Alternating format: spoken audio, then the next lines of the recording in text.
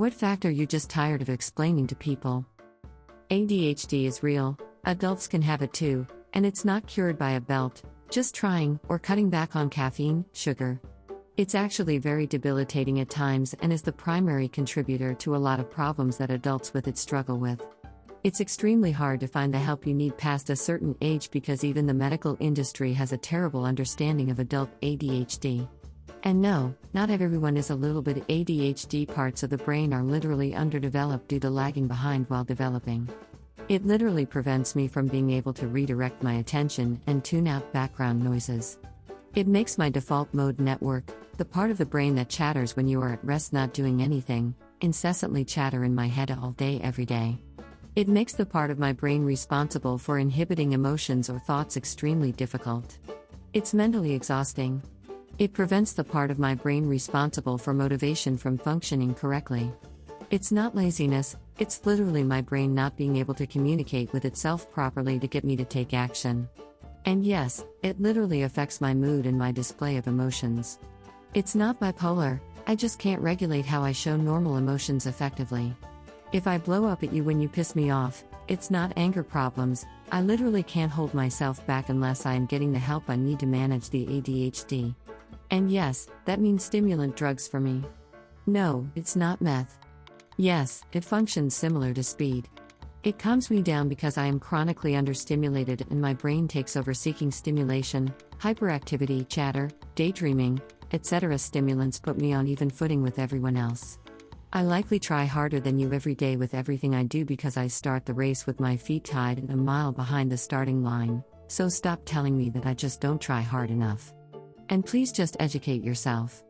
ADHD is the most well-researched and studied disorder on Earth, and too many people don't even believe it exists.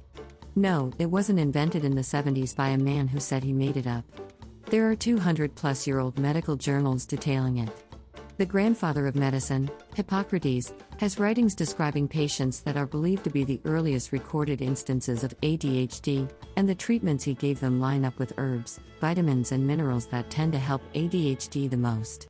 And that's from the 4th century BC. It's not a made-up problem from 50 years ago.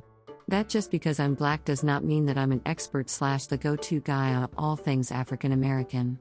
Seriously.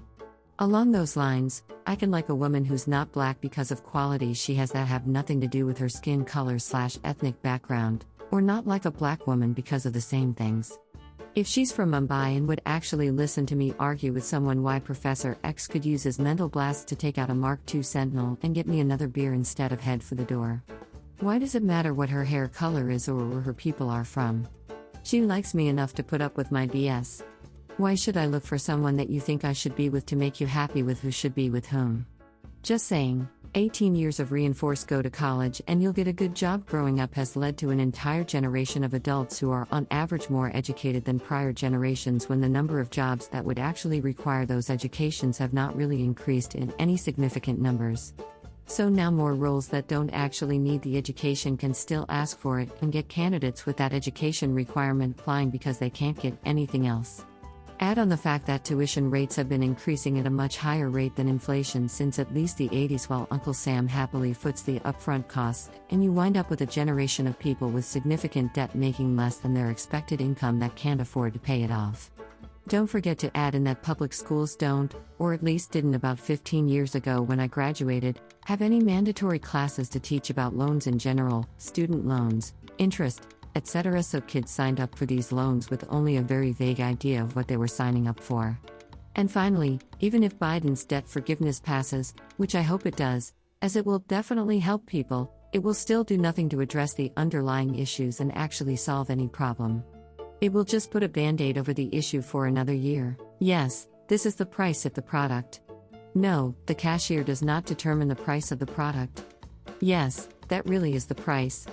No, showing me a different but somewhat similar product by a different company for a lower price does not mean that I am able to change anything. Yes, I am seriously not going to do it. No, you may not talk to a manager. Yes, I'm serious. No, I can't lower the price after purchase and refund the difference. Also, when I say I am required to check ID, I do, in fact, really mean that I am required to check ID. Yes, as in an actual form of photo identification, issued by an actual government entity. No, I cannot take a picture on your phone.